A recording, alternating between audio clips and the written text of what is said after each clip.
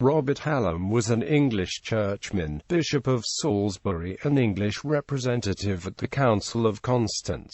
He was Chancellor of the University of Oxford from 1403 to 1405. Hallam was originally from Cheshire in northern England and was educated at Oxford University. As Chancellor, he, the Proctors, and all others in the university were pardoned by King Henry IV. On leaving the chancellorship, he was nominated in May 1406 by Pope Innocent VII as Archbishop of York, but the appointment was vetoed by King Henry IV in the same year. However, in 1407 he was consecrated by Pope Gregory XII at Siena as Bishop of Salisbury. As bishop, Hallam supported various churches and shrines in his diocese with grants of episcopal indulgences. At the Council of Pisa in 1409, Hallam was one of the English representatives. On 6 June 1411, anti-Pope John XXIII purported to make Hallam a pseudo-cardinal, but this title was not recognized. At the Council of Constance in November 1414, Hallam was the chief English envoy.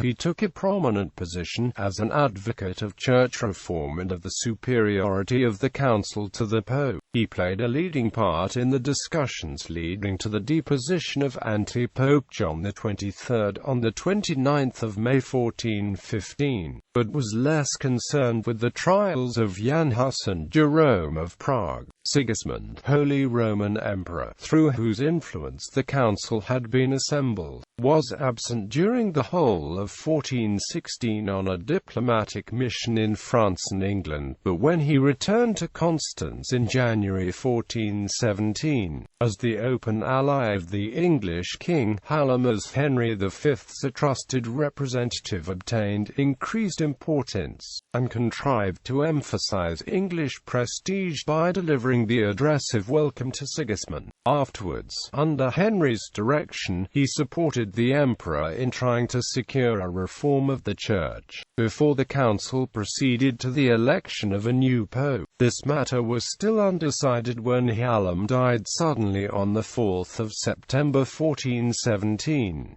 His executors were Masters Richard Hallam, John Phaeton, John Hicker, with William Clint, Thomas Hallam, Thomas Forkes, Clark, and Amp Humphrey Rodiley. After Hallam's death, the cardinals were able to secure the immediate election of a new Pope, Martin V, who was elected on the 11th of November. It has been said that the abandonment of the reformers by the English was due entirely to Hallam's death, but it is more likely that Henry V, foreseeing the possible need for a change of front, had given Hallam discretionary powers which the bishop's successors used. Hallam himself had the confidence of Sigismund and was generally respected for his straightforward independence. He was buried in Constance Cathedral, where his tomb near the high altar is marked by a brass of English workmanship. Citations